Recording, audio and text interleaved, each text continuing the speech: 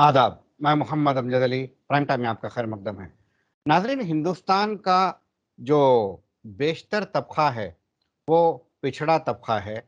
दलित, backward classes, बहुत सारे जो है लोग इसी कैटेगरी में आते हैं।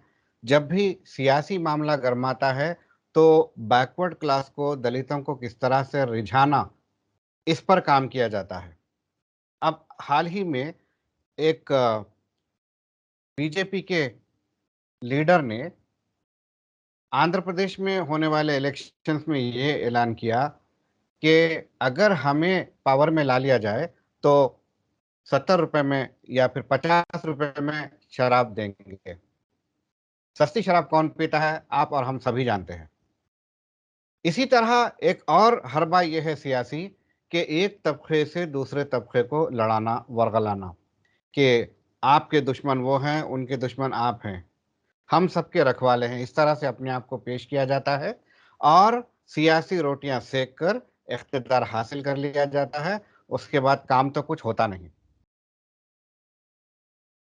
दलितों को ये कहा जाता है कि मुसलमान तुम्हारा साथ नहीं देते। इसमें कितनी सच्चाई है? क्या मुसलमान दलितों से दूर हैं? क्या मुसलमान दलितों को अपने करीब करने में नाकाम हैं? इस बारे में बात करना बहुत ज़रूरी है। इस ताल्लुक से हम गुफ्तगू करेंगे आज। हमारे साथ मौजूद हैं सीनियर सहाफ़ी व तजिया निगार जनाब सैयद इनामुर रहमान गयूर साहब। गयूर साहब, आपका बीबीएन चैनल पर खैर मकदम है। बेहद शुक्रिया आपका। आपको, आपके नाज़रीन को मेरा आदाब। जी। जो मैंने अभी अर्ज़ किया है कि सियासी रोटियां सेकी जाती है, कहीं तो कुछ सस्ती शराब के नाम पर, या फिर कहीं एक तबके को सॉप्स देकर उन्हें राग़िब किया जाता है और ये भी कहा जाता है कि फलां-फलां कौम आपकी दुश्मन है, अगर हम इक़्तिदार में आ जाएँगे तो हम आपका साथ देंगे। इसमें कितनी सच्चाई है? देखिए, इस मामले को सियासी नौयत से अलग कर भी देखा जाना ज़रूरी है, जी। क्योंकि ये मुख्तलिफ़ तबक़ों में, मुख्तलिफ़ फ़िरक़ों में आपसी हम-आहंगी या उसमें हम-आहंगी में रुकावट का सबब बनने वाली चीज़ें हैं। हुँ। तो इसको सियासी सतह से हटकर भी अगर समाजी सतह पर हम देखें, तो ये इल्ज़ाम आजकल कुछ ज़्यादा ही आज़ादाना तौर पर लगाया जा रहा है कि जिस तरह आला ज़ात के लोगों ने दलितों पर, अछूतों पर जो है ज़ुल्म ढाए, उसी तरह मुसलमानों ने उनका साथ देकर अछूतों पर, दलितों पर ज़ुल्म ढाया। अच्छा। ज़मीन आसमान का फ़र्क है ऐसी ऐसी बात बोलने में और ऐसा ज़ुल्म ढाने में। ज़ुल्म किसको कहा जाता है और कौन उसका ज़िम्मेदार है, और ज़ुल्म सहते हुए आदमी अपने आप को मज़लूम महसूस करता है या अपनी ज़िंदगी के उसकी एक कड़वी हकीकत के तौर पर उसको कबूल कर लेता है। जी। यही हाल हिंदुस्तान में दलितों के साथ हुआ कि वो लोग हालिया दौर तक भी अपने आप को अपनी तकदीर के हवाले किए, इसी तरह समझते रहे कि ये उनकी तकदीर है और यही उनका जो है जीने का तरीक़ा होना चाहिए, जिस तरह उनको समझाया गया।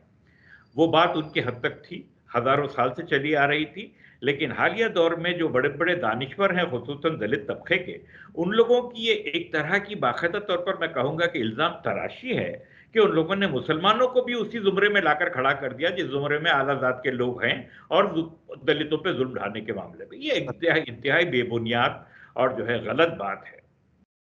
जी। जो जो आपने ज़िक्र किया है कि दलितों के रहनुमा भी ये कहने लगे हैं कि मुसलमान उनके दुश्मन हैं। ये जी हाँ, इसको ईमान लेकर। ईमान की बात ये है कि एक निजी महफ़िल में कुछ साल पहले हमारे मशहूर दानिश्वर, हमारे शहर के मायानाथ दानिश्वर कांचा एलैया साहब, जो दलितों के बड़े आइडियोलॉग और क़ायद हैं, कम से कम आइडियोलॉग की हैसियत से बहुत बड़े क़ायद माने जाते हैं और हैं भी, होना भी चाहिए, काबिल आदमी हैं। उन्होंने एक निजी नशिस्त में मुझसे भी ये कहा था कि भई आप लोगों ने दलितों को अपने करीब नहीं किया, आप लोगों ने उनका साथ नहीं दिया। जी। मगर एक दलितों के बहुत बड़े क़ायद वामन वैश्रम साहब, जो जो बामसेफ के आज के सफ़े अव्वल के जो है क़ायदों में गिने जाते हैं, और बामसेफ आपको पता है कि कांशी राम साहब दलितों के बहुत बड़े हीरो, और उन्होंने उसको कायम किया था। हुँ। और उसके नतीजे में, उनकी कोशिशों के नतीजे में एक बार ये भी हुआ कि यूपी जैसे बड़े सूबे में दलितों की हुकूमत बन गई, चीफ मिनिस्टर बन गई उनके उनके क़ायद मायावती जी।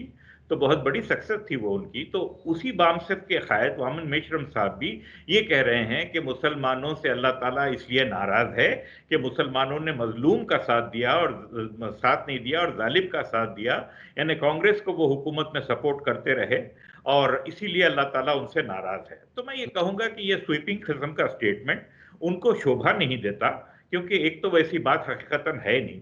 मुसलमानों ने कांग्रेस का साथ दिया, इन गुड फेथ साथ दिया, क्योंकि कांग्रेस एक सेक्युलर पार्टी के तौर पर अपने आप को मुसलसल पेश करती आई थी। ब्राह्मणों की बनाई हुई पार्टी थी जैसा ये कहते हैं, वो अपनी जगह दुरुस्त होगा, लेकिन मुसलमानों को शख्सी तौर पर ब्राह्मणों या दलितों से कोई खास लगाव या कोई खास परखाश जो है नहीं था, ना होना चाहिए कभी भी किसी को। लेकिन ये इल्जाम लगाते हैं तो बहुत सारी हकीकत को पसे पुश डाल देते हैं, वो उस पर पर्दा पड़ जाता है, जिससे और भी उनका भी नुकसान होता है और जो है मुसलमानों का नुकसान होता है, गलत लाइट में पेश किए जाते हैं। जी, जी। ये बात तो हकीकत है कि जब इंडियन नेशनल कांग्रेस फॉर्म हुई तो मुसलमान जो है उसमें बहुत सारे कायद मौजूद थे, मगर इसके फाउंडर तो ए.ओ. ह्यूम थे ना? जी, ए.ओ. ह्यूम ने भी जिन लोगों को साथ लिया, जिन लोगों को साथ लिया, वो शुरू के जो लोग थे, वो जितने भी थे, वो ब्राह्मण लोग ही थे, मोस्ट ऑफ देम। अच्छा। और ए.ओ. ह्यूम को वो काम करना था, क्योंकि मेरी अपनी जाती राय में, ये कोई इल्जाम नहीं है, मेरी समझ है कि कांग्रेस खुद जो है अंग्रेजों की बनाई हुई एक जमात थी और उन लोगों की आगे की जरूरतों को पूरा करने के लिए तश्कील दी गई थी वो जमात। और वो जमात बनाने में उनके ममदू माविन वही लोग हो सकते थे जो आलाजात के थे, पढ़े लिखे थे और अंग्रेजों के करीब थे। तो इनमें ब्राह्मण लोग बहुत ज्यादा जो है होते थे, क्योंकि वही बड़ी बड़ी नौकरियां उनको मिलती थी, वही पढ़े लिखे लोग थे और एक जमाने से वो अंग्रेजों के बहुत करीब होते चले आए रहे थे। जी। बल्कि यूं समझिए कि 1757 की प्लासी की जंग के बाद से मुसलसिल जो है ब्राह्मण करीब होते जा रहे थे अंग्रेजों के। जी। तो ये कांग्रेस वो कांग्रेस है, इसमें शुरू में भी मुसलमान थे जरूर, आखिर तक भी रहे, मगर हकीकत ये है कि ये पार्टी बुनियादी तौर पर अंग्रेज हुकूमत को इस्तेहकाम देने के लिए, या बल्कि यूं कहिए कि अंग्रेज हुकूमत को किसी तरह की सरदर्दी से बचाने के लिए तश्कील पाई थी कि वो लोग जो है अवाम को के नुमाइंदा बनकर अवाम के लिए अच्छी से अच्छी मराहत हासिल करके अंग्रेज हुकूमत के हाथों को मजबूत करेंगे। ये मकसद से कांग्रेस तश्कील पाई थी। अच्छा, बाद में फिर आज़ादी की जंग में कैसे शरीक हुए ये? अब मैं उस मौजू पर आने से पहले मैं पहले जरा ये इनका इनका जो इस्तेदलाल है हमारे वामन मेश्रम साहब का या इन कायदीन का, कि मुसलमानों ने जो है ब्राह्मणों का साथ देकर जो है दलितों पर जुल्म किया, ये बेबुनियाद इल्जाम है। देखिए, हत्ता कि दलितों के बहुत बड़े लीडर, काबिल ताज़ीम है वो महात्मा फूले, जिन्होंने बिल्कुल शुरुआती दौर में 1850 के बाद से जो है वो उन्होंने दलितों के लिए बहुत कुछ काम करना शुरू किया और सही माना में पहले दलित कायद उनको कहा जा सकता है, लफ्ज दलित भी उन्हीं का दिया हुआ है। तो महात्मा फूले जो हैं वो दलितों की बेदारी के लिए और उनकी ख्वानदगी यानी उनकी पढ़ाई के लिए उन्होंने जो काम शुरू किए और अच्छे काम किए, वो भी एक नजरिया रखते थे कि मुसलमान मुगल भी आए या जो है मुसलमान भी हुक्मरान आए तो उन्होंने दलितों के लिए कुछ नहीं किया, मगर अंग्रेज हुकूमत करती है। तो देखिए ये गलत फहमी है, किसी हद तक वो इल्जाम अपनी जगह पर जो है दुरुस्त हो सकता है, लेकिन बात यह है कि कोई अच्छे काम के पसे पुष्ट क्या क्या अनासर हैं उनको समझना जरूरी है। बरतानवी हुकूमत के लोगों को नजर आया कि महाराष्ट्र के महार जो हैं बड़े अच्छे लड़ने वाले लोग थे, सही मानों में तो मैं भी ये समझता हूं कि महाराष्ट्र महारों का ही था और बाद में उन पे कब्जा करके उन पे हुक्मरान होकर उनको बिल्कुल बैकवर्ड कर दिया, दलित बना दिया उनको। तो ये महारों वगैरह को जब वो लोग फौज में लेने लगे और उनसे अपनी फौज को कसरत देने लगे, तो उस वक्त उन्होंने उनके साथ कुछ अच्छे सलूक किए, उनके लिए स्कूल वगैरह बनाए। तो उन चीजों से फायदा उठाते हुए महात्मा फूले ने जो है ये समझा कि अंग्रेज जो है हिंदुस्तानियों के लिए बिल्कुल तो दलितों के लिए अच्छे हैं। कुछ हद तक वो बात सही भी है, लेकिन पूरी तरह से सही नहीं है। लेकिन ये याद रखने की हमको जरूरत है कि महात्मा फूले पर जब जो है आलाजात के लोगों ने किसी तरह के मजालिम ढाए या उनको किसी तरह की मदद की जरूरत थी, तो उनकी मदद करने के लिए उस्मान शेख साहब और उनकी बीवी, उनकी बहन फातिमा बीबी, ये जो है आगे आई, इनको अपने घर में पनाह दिए, अपने घर में इनको स्कूल खोलने की इजाजत दी। और इनका जो स्कूल खोला हुआ है महात्मा फूले की बेगम सावित्री बाई फूले का जो स्कूल खोला हुआ है, उसमें बाकायदा तौर पर एक दो नहीं 5 स्कूलों में उन्होंने उनके साथ मिलकर बच्चों को पढ़ाई शिक्षा दी। और हर मजहब के लोगों को दी, दलितों को भी दी। तो ये बिल्कुल यानी पहली मिसाल मिलती है ठोस किस्म की। अच्छा रवैया, खुश सलूकी, वो सारी चीजें तो शुरू से रही होंगी, और बदसलूकी भी अपनी जगह के ऊपर रहती है। आज के जमाने में भाई भाई जुल्म पर जुल्म करता है, बेटा बाप पे जुल्म करता है, बिला लिहाज मजहब व मिल्लत हर जगह होता है ये, तो वैसा भी हुआ होगा।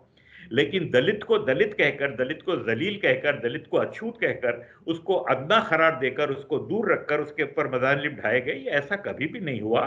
मुसलमानों ने ऐसा जो है कभी भी नहीं किया।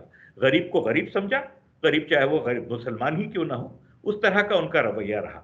लेकिन जो एहसानात हैं मुसलमानों के दलितों के ऊपर, उसको वामन मेश्रम साहब या ऐसे लोग बिल्कुल सरेदस्त उसको भुला दे रहे हैं वो लोग। देखिए, जब बाबा साहब अंबेडकर जो है कॉलेज से भी फारिग नहीं हुए थे, कॉलेज की तालीम से भी, उस वक्त मुसलमानों ने, जब सेंसस हो रहे थे 1911 के, उस सेंसस में मुसलमानों ने ये मेमोरेंडम पेश किया था वहां की हुकूमत को कि साहब, लोगों को, अवाम को उनकी अपनी एक तेदादी कसरत की बुनियाद पर उनको जो है नौकरियां और नुमाइंदगी देना चाहिए, और तेदादी उसके अंदर जो है दलितों को, अछूतों को अलग गिनना चाहिए, क्योंकि हिंदू भी उनको हिंदू नहीं समझते, उनको दलित समझते हैं, अपनी मजहब से जो है खारिज समझते हैं। तो उन लोगों की अपनी जो तादाद है उसके हिसाब से उनको नुमाइंदगी मिलनी चाहिए। ये बात बाबा साहेब के कहने से पहले मुसलमानों ने कह दी थी, और इसका बहुत बड़ा असर हुआ। एक बुनियाद पड़ गई एक मांग की, जो आगे चल के बहुत कुछ रंग लाई और उसका बहुत कुछ फायदा हुआ। तो मुसलमान वहां से शुरुआत करते हैं, और उसके बाद देखते देखते जो है गोलमेज कॉन्फ्रेंस, बाबा साहब अंबेडकर जो है बड़े लीडर बन के उभर के सामने आते हैं। सबसे काबिल आदमी, सब बेइंतहा पढ़ा लिखा आदमी, 20 डिग्रियां उनके पास। मेरे ख्याल में आज तक भी उतना पढ़ा लिखा कोई सियासी कायद हमारे हिंदुस्तान में नहीं है जितना वो थे। मगर हैरत की और अफसोस की बात यह है कि सुना है कि पंडित नेहरू उनको चौथी जमात का बच्चा कहते थे। अच्छा। ये तो उनके ताल्लुक से रवैया था कांग्रेस के बड़े लोगों का। महात्मा गांधी से तो उनकी एक मिनट को भी नहीं बनी, और सरदार पटेल साहब तो ये तक कह रहे थे कि हमने उनके लिए दरवाजे तो क्या, खिड़कियां और मेहराबें तक बंद कर दी हैं आने के लिए। चुनाचे हुआ ये कि 1946 में जब कॉन्स्टिट्यूएंट असेंबली बनने का वक्त आ रहा था, उस वक्त बाबा साहब अंबेडकर कोई लेजिस्लेटिव काउंसिल के मेंबर भी नहीं थे, लेजिस्लेटिव असेंबली के मेंबर भी नहीं। तो उस वक्त बंगाल के दलित लीडर जोगेंद्र मंडल ने जो है मुस्लिम लीग से एयानत की जो है मांग की, मुस्लिम लीग ने मदद की, उनको असेंबली में लाया गया, और फिर वो असेंबली में जीते, और जीत के फिर कॉन्स्टिट्यूएंट असेंबली के मेंबर बने। फिर ये और बात है कि वो असेंबली की सीट फिर ईस्ट पाकिस्तान में चली गई, फिर इनको यहाँ पर ला के बम्बई से एक नई सीट दिलाकर जो है खाली कराकर इनको जिता के कॉन्स्टिट्यूएंट असेंबली का मेंबर बनाया गया। और उसके अजीम कारनामे के तौर पर हमको हमारा आइन मिला, जो बहुत कुछ बाबा साहब का जो है दिया हुआ है, और अनथक मेहनतों का नतीजा है उनकी। तो ये तो एहसान हुआ कि उनको, दलितों को कॉन्स्टिट्यूएंट असेंबली में लाने का सेहरा भी मुसलमानों को जाता है। बिल्कुल। लेकिन 1932 की जो गोलमेज कॉन्फ्रेंस हुई थी, उसके अंदर बाकायदा तौर पर जो है दलितों की तरफ से अंबेडकर साहब सेकेंड गोलमेज कॉन्फ्रेंस में गए थे, और वहां पर बड़े धड़ल्ले से मांग कर रहे थे, और बरतानवी हुक्काम जो है उनकी बात की रीजनेबिलिटी, उसकी लॉजिक को समझकर वो बहुत कुछ अपने कान उनको दे रहे थे, यानी they were lending a very sympathetic ear to him. और ये बात गांधी जी को मालूम हुई, तो गांधी जी ने जो है मुस्लिम लीग को ऑफर दिया कि आप लोग अगर दलितों की मांग की तायीद करने से अपने हाथ उठा लें, दस्तबरदार हो जाएं, तो हम आपके 14 पॉइंट्स जो हैं वो पूरे के पूरे मान लेंगे। मुसलमानों ने हक और उसूल की बुनियाद पर उस बात को मानने से इनकार किया। यह बहुत बड़ी कुर्बानी थी मुसलमानों की, बहुत बड़ी कुर्बानी थी। और जो है हालात ही बदल जाती, अगर उस वक्त मुसलमान जो है बात मान लेते कांग्रेस की, तो बिल्कुल ही बदल जाते। बहुत सारी बातें मुसलमानों के हक में बहुत अच्छी हो जाती, दलितों के हक में फिर कभी कोई आवाज उठने का मौका ही नहीं रह जाता। ये बड़ा एहसान था। उसके बाद जब बाबा साहब वहां से वापस आए हिंदुस्तान गोलमेज कॉन्फ्रेंस से, तो मौलाना शौकत अली साहब के साथ तशरीफ लाए वो। और शौकत अली साहब के साथ आने के बाद हुआ ये कि जो है उनको रिसीव करने जो मजमा कसीर आया था, उसमें हजारों की तादाद में मुसलमान मौजूद थे, और वो सब लोगों ने बड़ी खुश दिली से बाबा साहब का भी वेलकम किया। और और उसके बाद कई जलसे ऐसे हुए जो खिलाफत कमेटी के शौकत अली साहब की के साथ बाबा साहब अम्बेडकर ने एड्रेस किए और हिंदुस्तान भर में उनकी शोहरत और चार चांद लगा। ये और एक बहुत बड़ी मदद थी। लेकिन यही वक्त में लंदन के सफर के दौरान जब अपनी पार्टी बनाने के लिए दलितों के कॉज के लिए बाबा साहब को पैसों की जरूरत थी, उन्होंने चंदा मांगा तो सबसे बड़ा चंदा देने वाले महाराजा कोल्हापुर के बाद नवाब ऑफ भोपाल थे, फिर प्रिंस आगा खान थे। और हद तो यह है कि उसी गोल्ड में कॉन्फ्रेंस में महात्मा गांधी ने कुरान पाक अपने हाथ में लेकर करीम आगा खान को जो है देके बताया कि बताओ इसमें कहाँ लिखा हुआ है कि आप जो है दलितों की सपोर्ट करके हिंदू समाज को तोड़ दो आप। ये ऐसी बात भी हुई थी। ये तो कहने का मतलब ये कि उसूल के नाम पर बहुत ज्यादा मुसलमान कायदीन ने हक का साथ दिया। और ये ऐसे और बहुत बड़े बड़े बहुत सारे एहसान हैं, आखिर वक्त तक भी हैं। जी माशाअल्लाह, आपने मुतवातिर इतने एग्जाम्पल्स गिनवा दिए कि मैं खुद भी हैरत में पड़ गया कि वामन मेश्राम साहब ऐसा क्यों कह रहे हैं। इतने सारे आपने कहा कि फूले साहब और सावित्रीबाई फूले मोहतरमा के कॉज को सपोर्ट, न सिर्फ सपोर्ट किया मुसलमान खानदान ने, बल्कि अपनी रिहाइश भी दी ताकि वो अपना जो है मिशन आगे ले जा सके। आपने कहा कि आबादी के तनासुब से जो उनको मराहत मिलने चाहिए वो दिलवाए, कॉन्स्टिट्यूंट बिल्कुल असेंबली में जो हुआ, है दाखिला दिलवाया, अंबेडकर को सपोर्ट बिल्कुल किया। हुआ। जी, अपने अपने जो अपने मफाद में होने वाले फैसलों को तक ठुकरा दिया। यही नहीं, 1927-28 में जब वो बहुत बड़ा इवेंट हुआ था महाराष्ट्र के महाड़ मौजे में, जो चौधर तालाब का पानी पीने की वो थी कि दलितों ने ऐलान किया था कि हम पब्लिक टैंक जो है उससे पानी पिएंगे। और सारे बड़े आलाजात के लोगों ने जो ऐलान कर दिया था कि कोई उन लोगों को मीटिंग करने के लिए जमीन नहीं देगा। तो जमीन जो है मुहैया की थी फतेह खान साहब ने।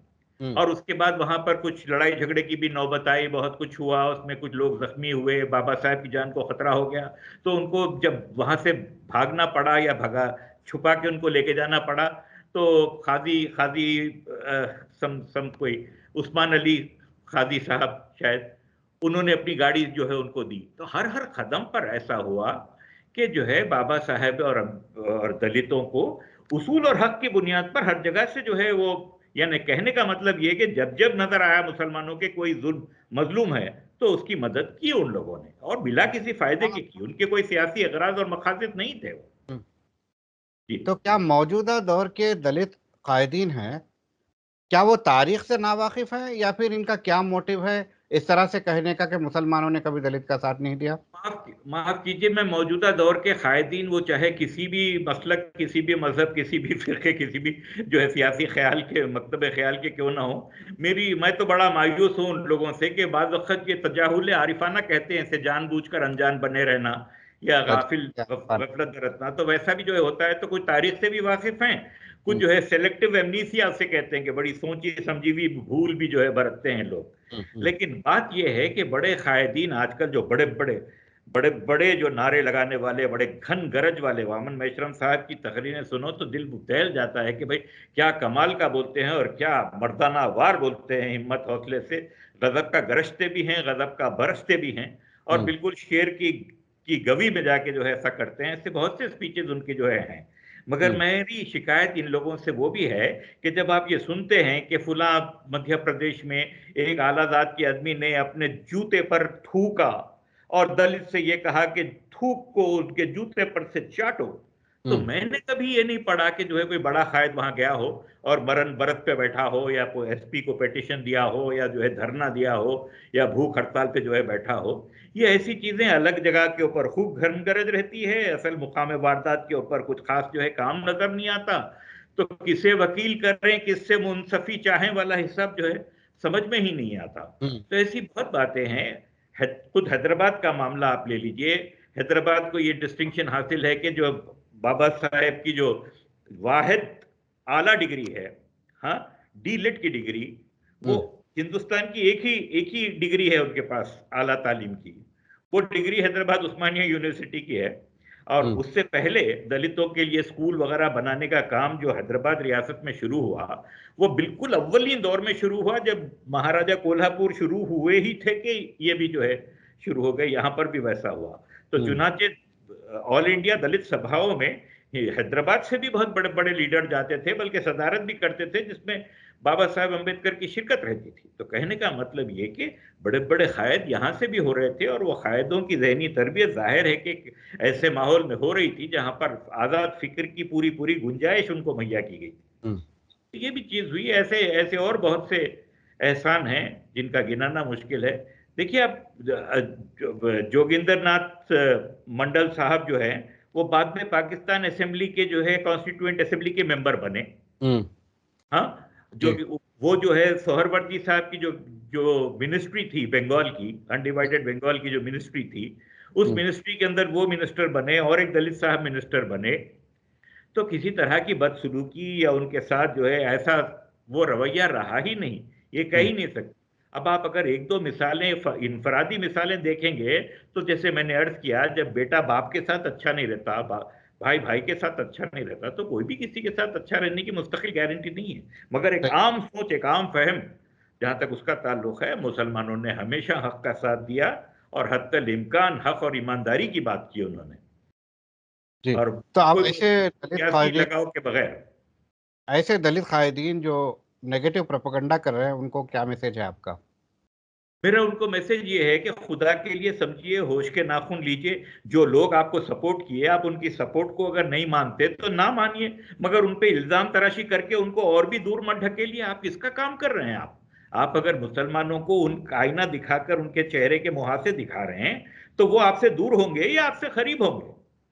सबसे पहले तो वो मुहासे है ही नहीं, आईना दिखाने की जरूरत ही नहीं है। लेकिन अगर है भी वैसा, तो आप किसका काम कर रहे हैं? और मैं बताऊं आपको कि बाबा साहब अंबेडकर को महाराष्ट्र असेंबली या बॉम्बे असेंबली के अंदर, प्रेसिडेंसी में, असेंबली के इलेक्शन में हराने वाले कोई और नहीं थे। मेरा ख्याल है बाबू जगजीवन राम थे। दलितों ने उनको हराया था, वो साथ दिए थे कांग्रेस का। और ये जो जी। कह रहे हैं कि मुसलमानों ने कांग्रेस का हमेशा साथ दिया, तो मुसलमान और दलितों के जोर पर थी तो कांग्रेस 50-60 साल तक अपनी हुकूमत चलाते रही थी। ये अमर मुसल्लिमा है, तो वो क्यों भूल रहे हैं उसको? आज भी मौका जब आता है, तो फिर ये बड़े कायदीन इन लोगों के बोलते तो बहुत हैं, लेकिन कभी उन सभाओं में ये नहीं कहते कि देखो जल्दी करो, अपने को, तुमको जो है साथ देना चाहिए उनका, वगैरह वगैरह। ऐसी बातें जो है नहीं होती। मुसलमानों को आप साथ लेके चलना चाहिए, ऐसी बातें नहीं की जाती। तो जी। एक सेकंड देंगे आप जरा जी। जी। तो ये कहना चाहिए उनको कि आप आप जो है जगजीवन मुसलमानों राम के साहब साथ का हो। जो और आपने एग्जाम्पल दिया है, जी, हाल ही में उनकी बेटी के साथ भी ऐसा ही सलूक हुआ है। जब वो प्रेसिडेंट के कंटेस्ट इलेक्शन कंटेस्ट कर रही थी, काफी उनको ट्रोल किया गया। जी, ये मुझे पता नहीं है, लेकिन बहरहाल ऐसी चीजें ना हो तो अच्छा है। हर कोई अगर जो है हक और इंसाफ को बुनियाद बनाकर जो है आवाम की खिदमत के लिए मैदान में आए, तो बहुत ज्यादा लोगों की जरूरत नहीं है। चंद लोगों से भी सारा माशरा बदल जा सकता है। जी। सिर्फ इंसाफ और हक की बात करने वाले लोगों की जरूरत है, अखलाकी जुरायतमंदी की जरूरत है। और ये इस तरह का रवैया रखकर तो बिल्कुल भी जो है कामयाब नहीं होंगे। जी। उनको चाहिए कि वो अपने लोगों को बोलें कि आप अपने दोस्तों को पहचानो और उसका ख्याल करो। अगर आप उनको जालिम भी समझते, तो ये देख के चलो कि सबसे कम जुल्म किसने किया। ठीक। ठीक। ये भी तो एक बात होती है ना। हमसे बात करने का बेहद शुक्रिया। शुक्रिया आपका जनाब। नाजरीन, ये थे जनाब सैयद इनामुर रहमान गयूर साहब, जो कि शुरू से आखिर तक इन्होंने ये गिनाया कि किस तरह से मुसलमानों ने हमेशा से दलितों का साथ दिया, दलितों के कॉज के लिए लड़े, दलितों को उनका हक दिलाया, यहाँ तक कि अपने हुकूक को जो है बाला ताक रख दिया, कुर्बान कर दिया दलितों की खातिर। और फिर मौजूदा दौर के दलित कायदीन ये प्रोपेगेंडा कर रहे हैं कि मुसलमानों ने दलितों का साथ नहीं दिया, मुसलमानों ने दलितों को करीब नहीं किया। ये सरासर झूठ है। इन्होंने कहा कि ऐसे कायदीन को होश के नाखून लेना चाहिए, और जो हक है वो हक आगे लाना चाहिए। इसी में हिंदुस्तान की सालिमियत मेरे ख्याल से बरकरार रहेगी। वरना तो अगर आला ज़ात के आलाकार बन जाएंगे, या फिर किसी और वजह से आप इस तरह से कहने जाएंगे, इत्तेहाद टूट जाएगा, और इत्तेहाद टूटने से जो शीराज़ा ऑलरेडी बिखरा हुआ है, मज़ीद खराबी आने की जो है गुंजाइश है। हमें दीजिए इजाज़त। शब बख़ैर।